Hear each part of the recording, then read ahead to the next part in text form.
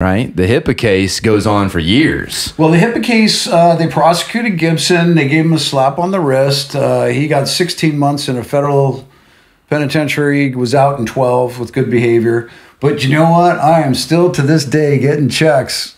Really? Yeah, restitution checks from the court. I'll get a check from the U.S. Treasury for sometimes it's $100, sometimes a couple $100. But it's still court restitution from that case, that he was ordered to pay, backed by those federal judges. So it's just that was not the only. I'm case, still getting my little digs in. That was not the only case, though. That was the first, right? And but I mean, the prosecution of Gibson was only one of the cases. You also sued the credit agency. Well, that was the first HIPAA prosecution case, and then I did some lectures at U.S. attorneys' offices around the country a few years later, and helped prosecute the second, and then the third. And just by giving them some, background on the prosecution. But and this is when I was touring the country doing speaking for 2 weeks, 3 weeks at a time, and come home for a week and then go on tour. But yes, after Gibson was prosecuted in federal court, and the banks that had issued all that, to me, negligently issued that credit, were at his prosecution because, of course, they want to be on TV, national TV too, right? I could not be there because I was going through this latest transplant, but they recorded my victim impact statement from my hospital bed in Minneapolis, and that was shown in the courtroom. And I was very sick and emotional in that interview, and I think it made a big difference. I can imagine those attorneys going. So anyway, but at that time the banks were like, we're the victims too. Yeah, he opened, we had to pay this, and he stole money from us, and they were playing that whole victim role, right? And after that whole thing, did they take 1 inch, one step to clean up this mess that they created? Right, you have ruined credit. Right? So 3 years later, they're still reporting this. 2 years later, they're still reporting me 90 days past due on all these accounts that this guy opened. Like, these banks are so big, they don't know, right arm doesn't know what the left arm is doing. And so literally at that point I'd come out of all this, and within a couple of months started speaking and quickly hooked up with a bunch of guys who were starting this identity theft protection and services company.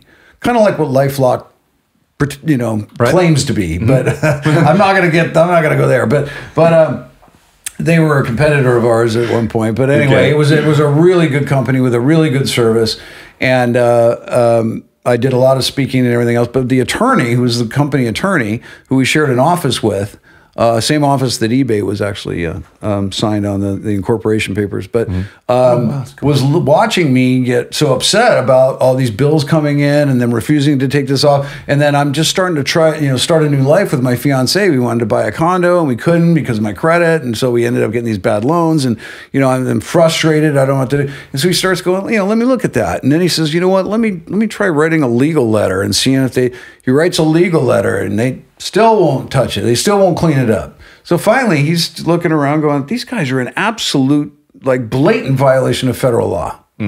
Blatant. I mean, the banks absolutely, they're basically criminal syndicates who are just committing all these crimes, and then they just hire lawyers to clean it up. But they don't pay any attention to the consumer laws. No way. So he goes, we've got them on these direct violations. I mean, right here. I mean, we even sent them letters, and from the receipt of that letter, they had so many days to do this, and they didn't do it. And so he built a legal case. And so the craziest thing in the world, me and this one guy who I call my Atticus Finch, because he's just, an amazing attorney, amazing guy who believes in justice, would never, Dudley wouldn't, lie in or out of court, just the honest. We're going to play this by the book, but we did the craziest thing in the world. We filed a lawsuit against the six biggest banks in the country and the 3 credit reporting agencies. 9 defendants, not knowing how the hell we were going to pull that off. But we did. We filed the lawsuit, and things started to come together. Turns out an executive for TransUnion, which is one of the 3 credit reporting agencies, it was a privately owned company, and the owner of the company had one of her executives contact me and say, look, we're really sorry about what happened. We want to make things right. How much will it take? And, we want to settle and get out of this thing. We don't want to be facing you in court. And that's exactly what we needed. We needed some way to fund the rest of the case moving forward. So, right. So the only agreement was, we'll give you this amount of money, But and I'm not allowed to talk about that. But Sure. we'll give you this amount of money, but you have to agree that you will not settle for less than this with anybody else. Make us look like fools or whatever. So I said, that's great. Now I have an excuse not to accept a bunch of low beat, deadbeat offers, right? I mean, they all got to give me at least this much money. So anyway, some of us, they fought us for almost 10 years, you know, to the teeth, spent millions of dollars on armies of attorneys, and we whooped them. Anyway, we beat them real good, and actually opened up a whole new area of law that literally the next case that went down with my case as precedent, my case set the precedent, right? So now in the courtrooms and in the legal conferences and everything else, when they're talking about FCRA law, Fair Credit Reporting Act law, they always refer to Drew versus Equifax et al. In this case, it was, you know, these were so my attorney, who I love to death, John Keating is his name, you know, like third generation San Francisco consumer, you know, fight for the consumer attorney, is now the premier leading FCRA attorney in the country. Probably, I think he gets hired to speak at the conferences, and he gets called in to be an expert witness, and you know, kind of took a whole new career path because of that whole thing. But I love the guy; he's just a great friend, and yeah, you can tell I admire him a lot for what he did. I mean, we were business partners, you know. I mean, we was like, look, we got to. He let me make every legal decision in turn, but whatever I decided, he backed me up 100%. Because I'm heavily advising against that, you know, and I would, like, when they came in and said, we're going to give you this amount as a universal settlement, and you said, oh, take it, you know, right. You're probably never going to get through this courtroom, you're never going to get this, you know, and I'm like, no, this is about the principle of it, and, you know, and I even offered and said, okay, if you guys do this and change your ways and set up, you know, like especially for people that are, you know, elderly or this or that, if there's something that is red flagging identity theft, you guys got to step in and clean up this mess. You're creating this mess. So they just, you know, they refused, and so we took it all the way. It actually went all the way to the Ninth Circuit, which is the whole Western U.S., right? The Ninth Circuit Appellate Court. Yep. And it's essentially the one step below the Supreme Court of the United States. Yep. And I remember going in there, and this is, you know, we'd been in litigation for, you know, 8 years, and we're going in, and we had already either settled or, so the 2-week trial was with Equifax, and we had to take one to trial, right? So Equifax was the one we took to trial, and that was, you know, a two-week jury trial. And the jury awarded, you know, $1.2 million or something, which was the largest award for punitive damages ever for a credit case in the country. And then now we're going to the appellate court against the banks. And this is Bank of America, this is Chase, and this is, gosh, what was the other big one? Citibank. So anyway, we're going in against the biggest banks, and we're right, you know, this is basically going to the Supreme Court, right? I mean, this is as high as this is going to go. And the 3 judges were like these Bush-appointed, really conservative judges that are usually just go straight for the corporations and support the corporations and everything. And they just, you know, they went in there and just shredded these attorneys and just went, you guys lied. I mean, they would. I couldn't believe how stacked the legal system is against the plaintiff, right? I mean, they say, oh, there's frivolous lawsuits all over the place. That's such crap. To get a case into a courtroom is so hard. A judge can throw it out. I mean, all along the way, they're motion to dismiss for this. You know, you have to, basically, all they do is lie.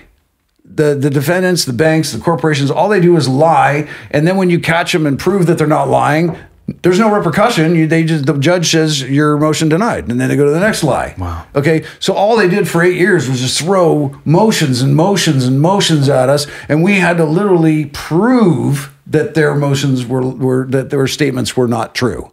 They lied. I mean, so that's the game, you know. And so it is really hard. Anyway, I don't want to kind of ramble on. You end up getting through the settlement on that. So yeah, we're going to the appellate court, and the bottom line is the appellate court with these very conservative judges just shredded these banks and just said, "You guys, we're bad boys. We're we're slapping Step up you to the bench. You're going to get a spanking, and we're going to send you back into Judge Susan Ilston to fight it out with this guy." Nice. And so at that point, they're like, "Okay, we'll give you whatever." So. All three banks settled out, and I had enough. It's a lot of tension and negativity, and sure. Oh my God! I mean, I know what goes into a big lawsuit, and it's not pretty. Do they like reset your credit? Like, how'd that work?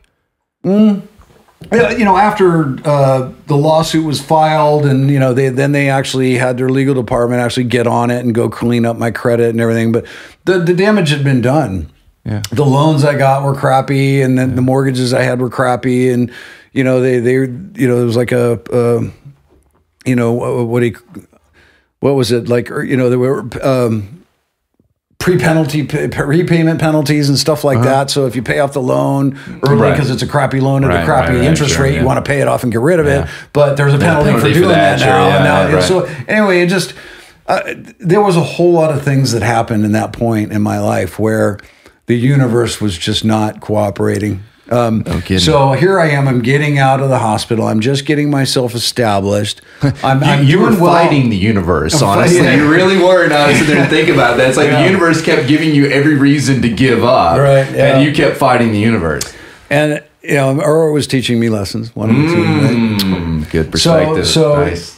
But nothing was working. I mean, literally, as soon as I got back on my feet, as like financially or whatever, and started, we had 2 properties and everything. The 2008 crash happens, right? So then we lost everything. I mean, the 2 properties we owned were within a year were worth half what we paid for them. It would have taken us like 40 years to break even on those mortgage payments. So, it was one of those things where, and then, in 2010, my wife at the time, she had enough. So, I don't blame her. I mean, she had been through so much and so much trauma and so much heartache, and things were just not working. And so, she just decided it was time to move on. So, there I was in that place alone and fighting with the bank and saying, "Look, I'm disabled. I'm living here by myself. I mean, if you can redo a mortgage for anybody, it should be me." But they wouldn't do it. So even on the amount that I agreed to do it with, they would rather sell it for that amount, which is half what I paid for it, and kick me out. So anyway, done with all that. And well, what you are onto now, though, is you've taken this energy and you've taken the experience that you had in advocating for your own treatment, right? For your own health care. Right. You have taken that and you have turned that into an online community and other things as well, right? It's complicated. So the foundation's been around for 18 years now. The Eric True Foundation. Yes, the Eric True Foundation. We do business now as the WeHeal Foundation. The website is weheal.org. Right. WeHeal.org was built about 5 years ago. Because we had been a lot of things to a lot of people. We've helped a lot of people survive. We've consulted thousands of patients and families. We've never turned down anybody asking for help, never. And it's funny, today I got the most beautiful message on Facebook. I got to read it to you. Please do. But the guy, anyways, it was just a beautiful message. But what about 5 years ago, we sort of hit a crossroads where the things that we were doing for people were now being done, pieces of it were being done better than we could do it. For example, we used to be like a Caring Bridge and a GoFundMe. So you could have your own web page as a patient, put your story up there and pictures and put blogs up there. And then you could have a button and say, donate money to my medical campaign or whatever. Because a lot of people simply just can't afford to travel around the country to go to different hospitals. Or maybe they need to go out of the country to get treatment. Or maybe their insurance is not going to pay for it and they need this $250,000 treatment or they're going to die. And so anyway, now, back 5-6 years ago, you had GoFundMes, right? That could do it for a lot less percentage efficiently than we could. And you could have Caring Bridges, which were websites that were made for telling your medical story. And so, but we've always been about the same mission, all right? And the mission is general patient advocacy. How do you get a patient? First of all, how do you identify what an optimal treatment would be for a patient? That's a gray area. Any doctor will tell you that's never clear, right? What would be the optimal treatment for this patient, especially with cancers and things. But how do you build advocacy into a system that there was no advocacy built into it? There is no, people just, it boggles their mind when they hear this. There is no incentive for a medical professional in this country, no billing code for advocating for a patient, which means to actually to lift a finger and do any research on what would be the best treatment for this patient. Not only is there no reimbursement for doing that work, they don't have time for it. Doctors, often to keep their practices alive, have to see a patient every 5 minutes, throughout the day in order to get, enough billing going to cover all their expenses and liability and everything else. I mean, they're struggling to make it work, and there's just no time. All right. And then on the other hand, if they did lift a finger and advocate for a patient and try to figure out what would be best for them and get them there, they wouldn't have any patients because they'd be sending all their patients to, wherever the optimal treatment would be. So the medical centers on a big scale, medical centers, they have their own agendas. You have all these levels of agendas going on at a big medical center. Okay, first of all, you've got these big pharma companies that have got these trials going on, and they make deals with this medical center to do this trial, and they make another deal with the medical center to do that trial, and this, So obviously, with how complex cancer is now. Especially with genetic diagnostics being mixed in and everything else, the optimal treatment for a specific type of cancer, that specific molecular combination of that mutation, is probably only available at 3 or 4 hospitals in the country. So how do you, if you're diagnosed with cancer right now and you want to get the optimal treatment for you, that's going to be the most advanced of all the methods of cancer treatment. So you have conventional, which is radiation, chemo, and surgery, right? And then you have the kinase inhibitors, which are basically attack the metabolic process of the cancer and slow the progression of the mutation down because the cancer can't get the food it needs, the proteins it needs to replicate. So that's another way to attack cancer, right, called kinase inhibitors. Tyrosine kinase inhibitors. And then you have the latest phase, which I think is getting to the root of the problem, right? It's a cancer. We've got billions of mutations being born in our body all the time, every day, billions of them.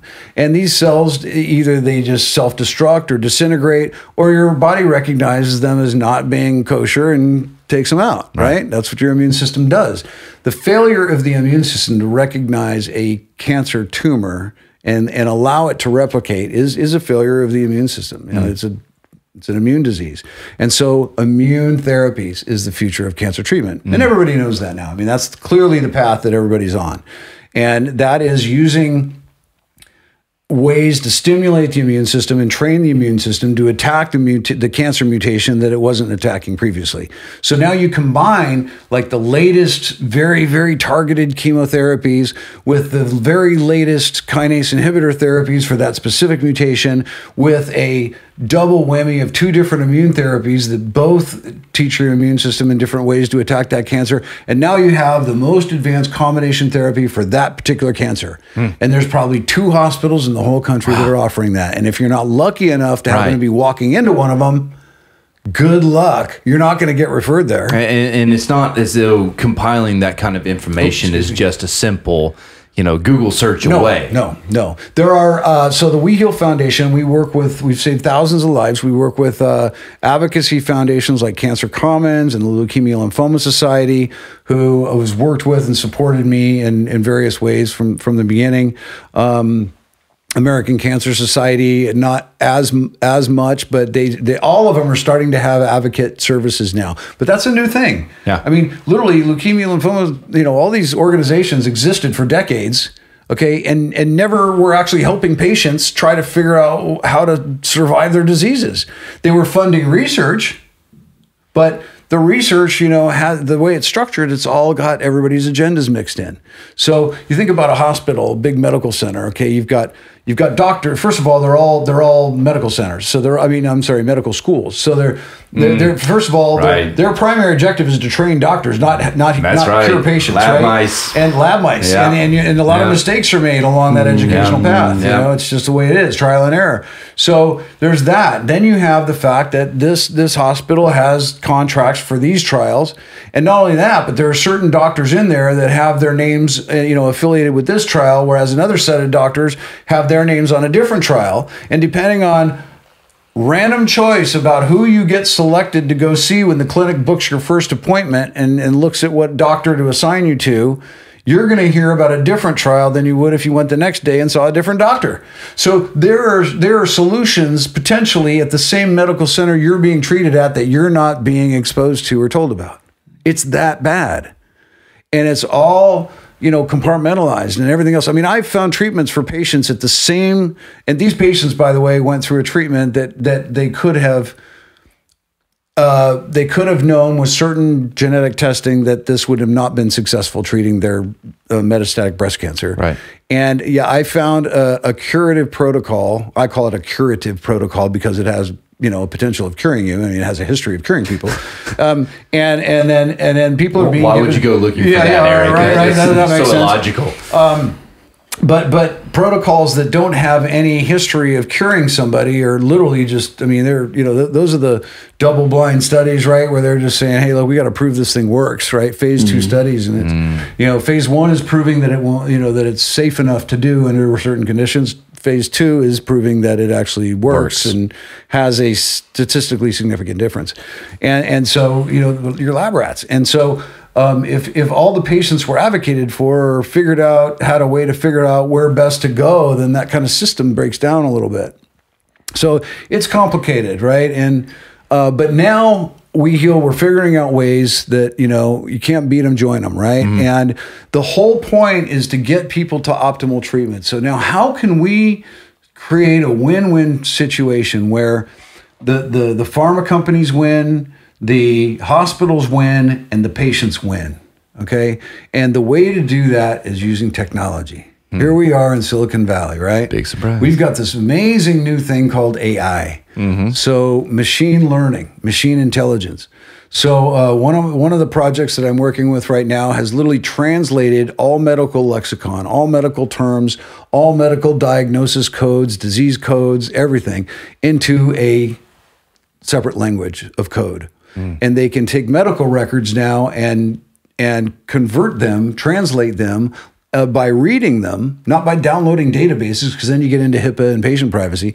But they download all these words connected to a certain file, give that file a code, and now you have what's called a de-identified phenotype for that individual, that you know everything about them, but you don't know who they are. Yeah. They're just a coded file. Right. But so what that means is you can start sharing this information and matching that data with the data from these new trials coming on. Because the fact is even though I've said some bad things about trials and trial business, the latest new medical advancements are always in trial. The best thing for you out there is a trial. Right. So, so especially if you have a potentially terminal disease, you probably want to be doing a trial, but you need to make sure you're doing the right one.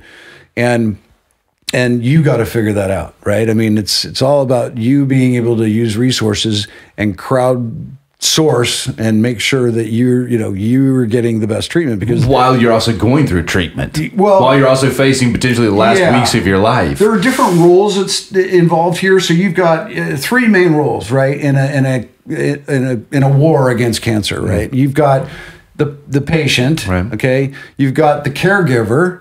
Okay, the caregiver was my mother. She's the one who gets me up in the morning, checks my temperature, makes sure I'm taking all my medications and everything like that.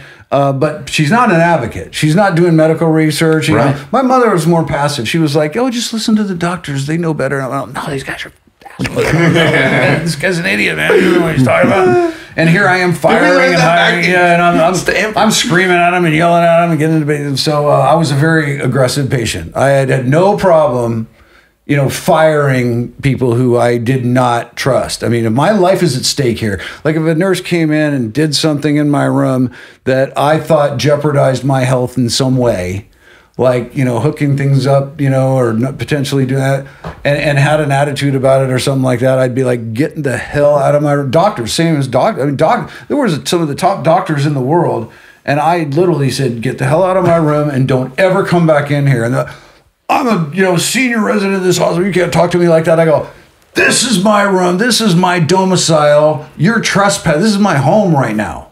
This room, this little room right here is my kingdom.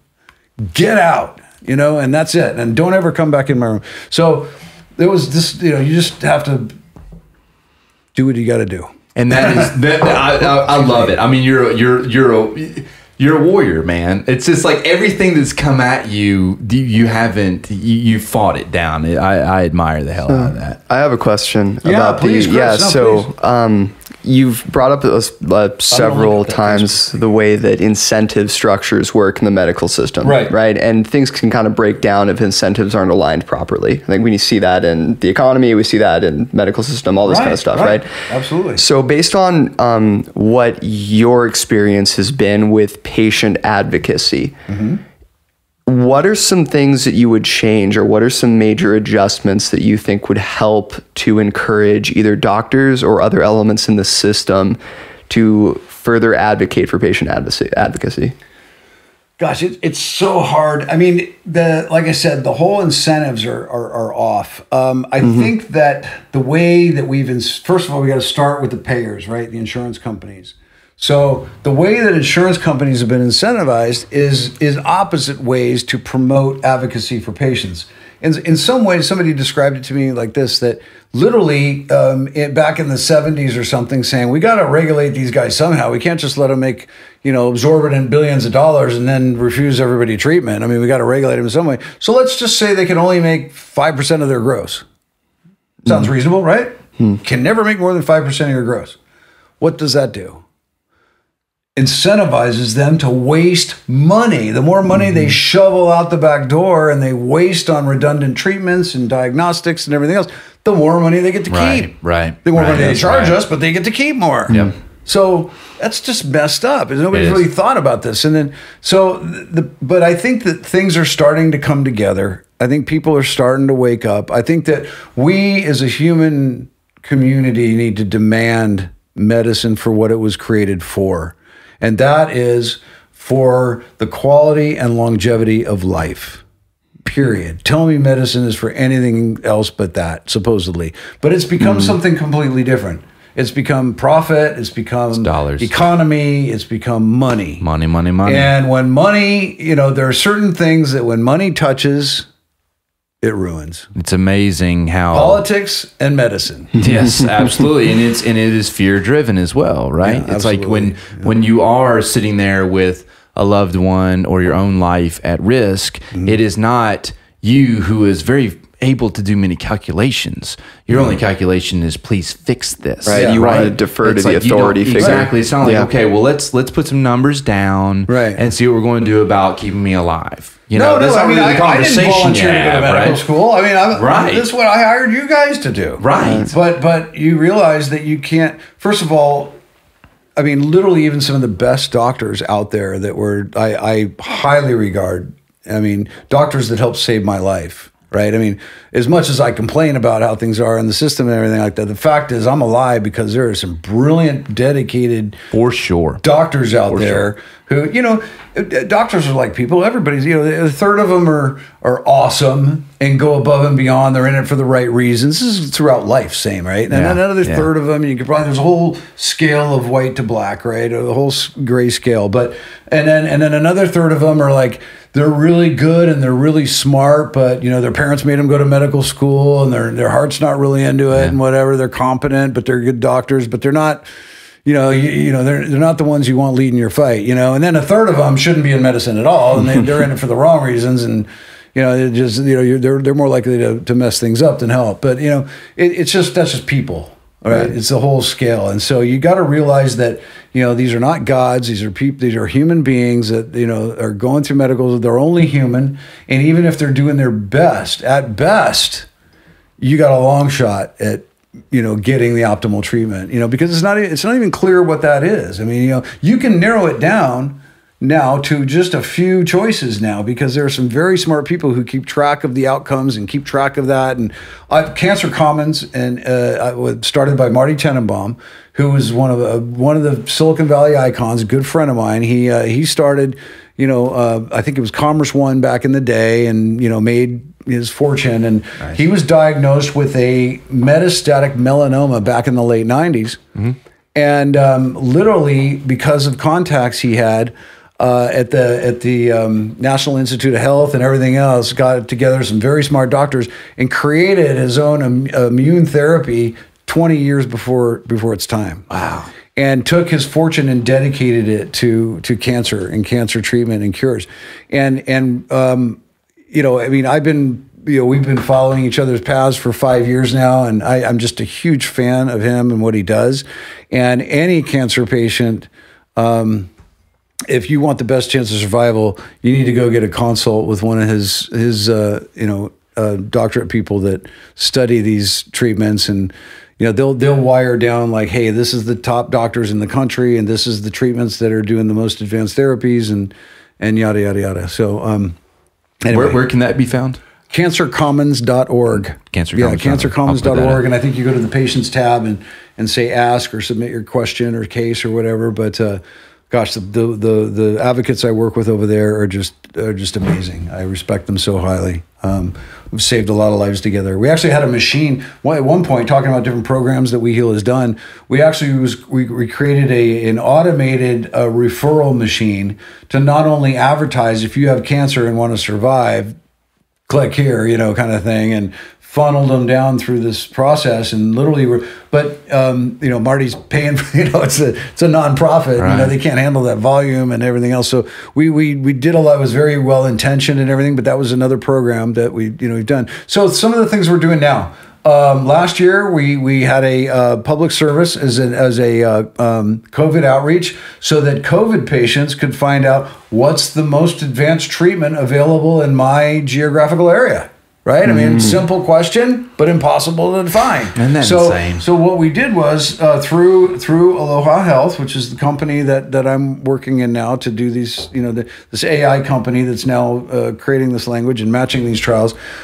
We basically created an automated service that would index all of the interventional COVID trials that were going on, clinical trials, and match them to the location, within a state even, and say, okay, if you're within this state, here are the trials that are going on for new interventional trials for COVID. Interventional means treatment, right? Mm-hmm. So you're intervening in the disease. So who knows how much good that did? We reached, I think we reached about 500,000 people last year with the outreach campaign. I think 25,000 people actually went through and learned more about it, came to the WeHeal site.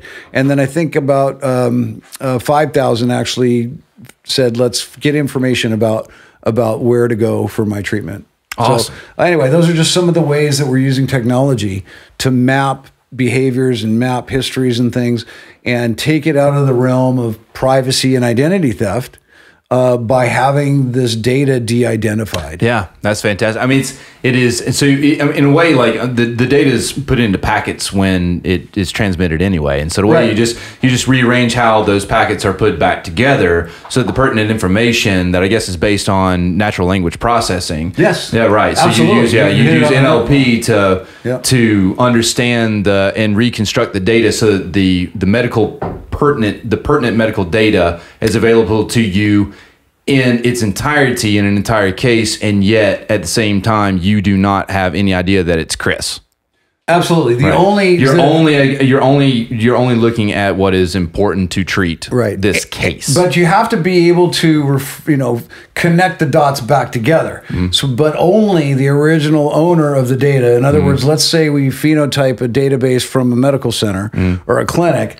We'll go back to them and say, patient is this, and it will. They will be able to convert that back into okay, that's so and so, and now we can approach them because we found this optimal treatment for them. Right. So by doing this, the medical centers and the clinics and the doctors love it because we're bringing them more trial business. Okay, the trial business was a mess. It has been a mess. I mean, literally, like 35,000 clinical trials registered every year, and literally like half of them don't even recruit one patient, and they're half of them don't get filled, and half of them don't go anywhere, and it's just all. So it's almost like a lot of the best technologies and medical breakthroughs never go anywhere. And they just get lost in hyperspace. It's just crazy. Now we're going to be able to start.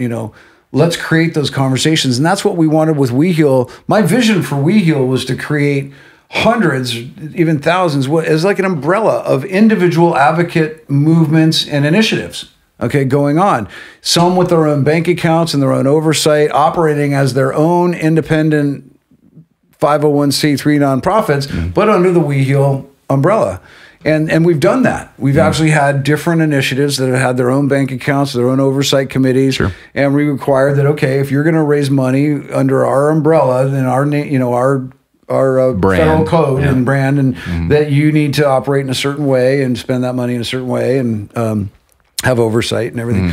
But so we're doing that right now. I think WeHeal has the Multiple Sclerosis Infectious Disease Initiative, because they're figuring out that a majority of people that are autopsied that had severe multiple sclerosis had parasitic infections, either worms or larvae or something in their immune system in their blood. So, but people with MS are being diagnosed with these neurological conditions, but they're not affiliating it with a parasitic infection of some kind. We're not putting the data together. We're not putting the data together, right? So it's time to start these initiatives where we're bringing these clinical trials, and we're actually using expanded access, which is basically giving people access to therapies and medications that they weren't originally intended for.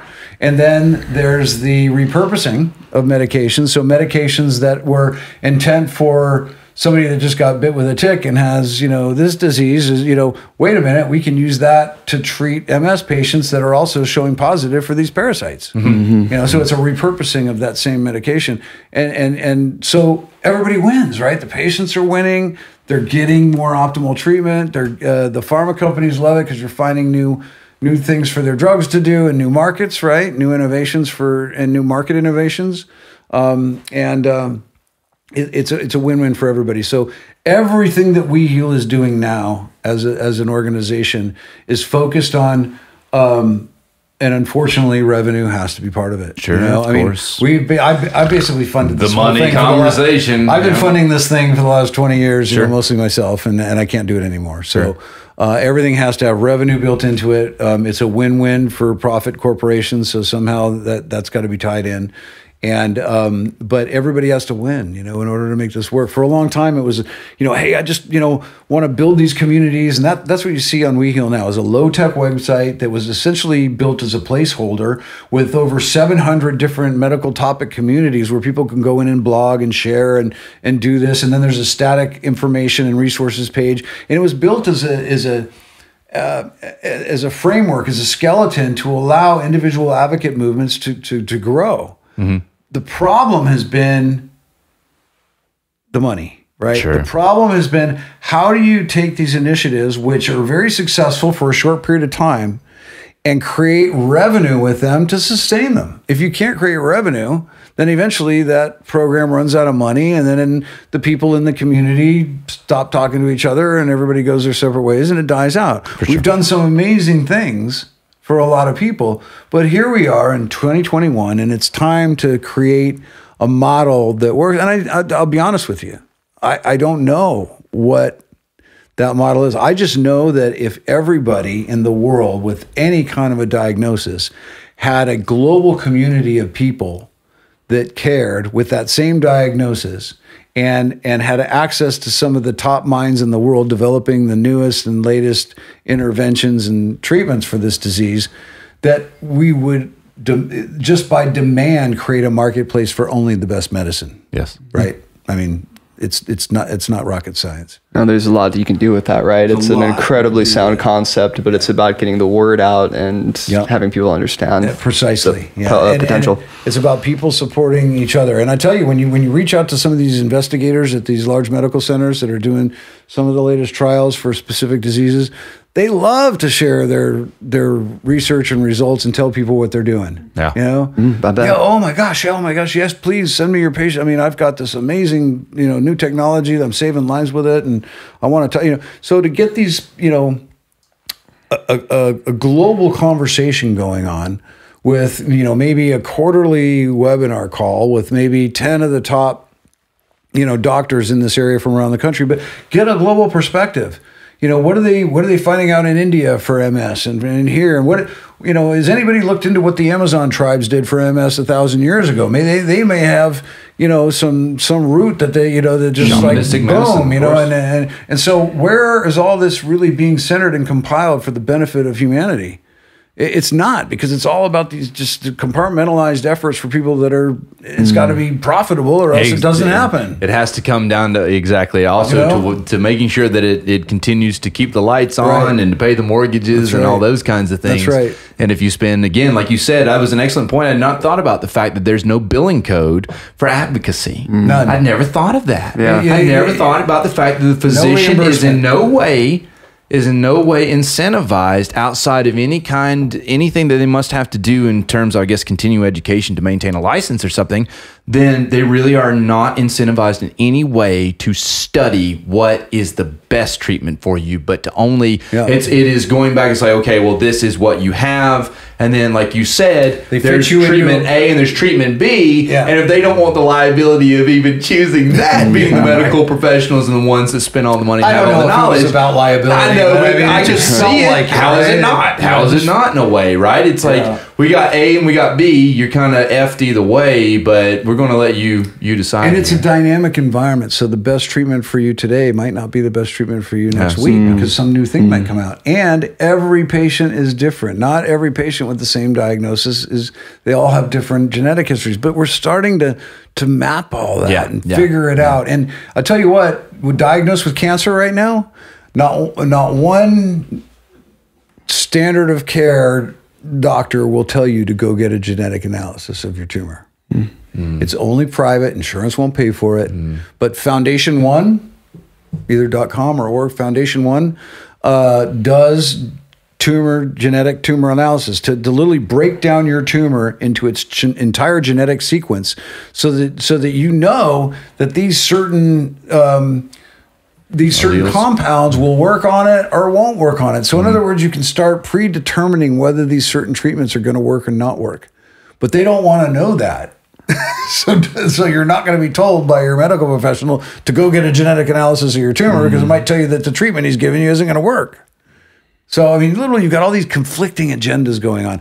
What's best for the patient is way down here somewhere, because there's so many. In terms of priority. Yeah. I mean, when I was, in the hospital, I mean, what was best for me was, I don't even think it was ever considered. I mean, it was, I think it was considered within the realm of what they were offering, right? Like this way or that way or what to do here and there. Of course, I mean, they're not terrible people. But the outside of their little universe, which is their medical center, I was, put it this way, out of all the hospitals I talked to, all right, the dozens of hospitals I talked to, out of all the doctors I talked to, literally probably a couple hundred in 2 years, right? I mean, I was on the phone calling. Not one American physician mentioned a treatment that they were not offering. Period. Right. Sure. And literally it comes down to where the fact that if they talk about treatments that they don't offer at the medical center that they represent, they'll be fired. And here you are, proof that the cure existed. Yeah, the whole time. It was there. We ready to put a cap on it for tonight? Yeah. I think we're going to have an Eric Drew part 2 at least. And not to mention other things I've talked to you about that I want to do on other side projects. Wow. It's incredible. It is incredible. And thank you again for coming down here. Thank you for this story. I've heard it a couple times, but it's absolutely incredible. I love it. Yeah. We didn't even get to talk about how the I guess the point of how the treatment that I ended up getting the one that saved my life actually was a biological therapy. Came from the body of a little baby, not a chemo, not a synthetic cure technology. of some sort. It was a just biological the immune cure. system of a natural baby. cure. A natural cure. Well, to prepare fair enough, and to prepare my body to accept that, I had to kill it in some way, and that was with drugs for and sure. poisons. But the cure itself was. The cure itself was natural. That's a good thing to remember. All right, guys. Thank you so much, and we'll be back next week with Daniel Eric, touring bass player. We're buddies with Eric Drew. Thank you again, Chris A.B. buddy, Brett. I think successfully not saying a word. I love it. Peace. Good night. Good night.